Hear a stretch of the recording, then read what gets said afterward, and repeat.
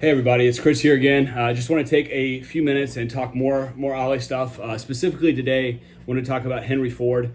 I thought it was important to have Ollie, one of Ollie's adventures in the first book, to travel back in time to Henry Ford's Highland Plant Park, where Henry implemented the assembly line, which essentially that's what created scalability at Henry to be able to scale automobiles across the country. And so that's one of Ollie's adventures. I wanted to just talk a little bit about Henry today, just because I did my research on him before I wrote Ollie's story with Henry Ford and the assembly line. But Henry was a curious character, and that's Ollie's main quality, is just curiosity. He's curious, and he's always trying to ask questions and figure out things.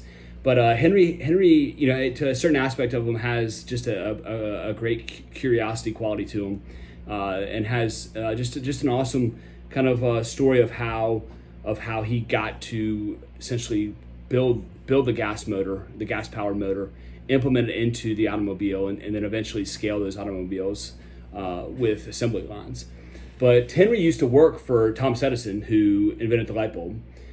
Thomas Edison had a company called Edison Illumination Company. Thomas hired Henry. Henry came on and worked specifically on steam engines to power electricity for some of Thomas Edison's projects. So Henry actually, that's where he got a lot of great exposure to working. He was working with steam-powered engines at the time. His dream was to build a gas-powered motor, a gas-powered engine. And so Henry actually had a workshop in the back of his house, and he was constantly curious. And so he was trying to build these motors that had pistons and that was powered by fuel, powered by gas. And one he actually built one in his workshop behind his house. One Christmas he brought it into the family kitchen one Christmas Eve and showed everybody. It was the largest motor he had ever built. But it was a significant action, a significant event for him, in that he had built this gas powered motor that it would actually run. And in that same shed, he would build his first, I call it shed, but workshop behind his home, this brick workshop. He would build his first automobile, and he was so passionate about it, and he was so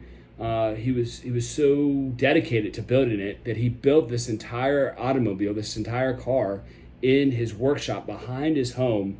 And by the time he finished it, he didn't even have a way to get it out. It wouldn't fit through the door. He hadn't measured the doors. He hadn't considered how he would even get it out. He was just so focused on building it. So he actually had to destroy a whole side of his workshop to get his first automobile out that was powered by a gas engine, a gas motor.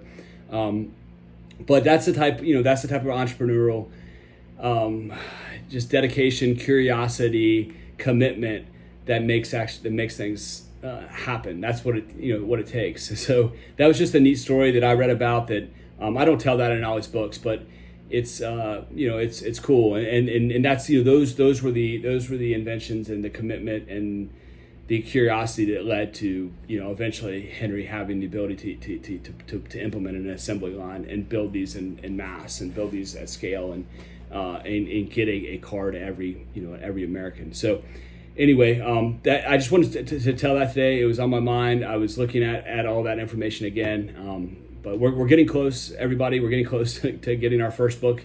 Ollie Goes to Apple Pie Paradise. We have it at the publisher now, and so again, we hope to have it by Thanksgiving. Thanks, everybody.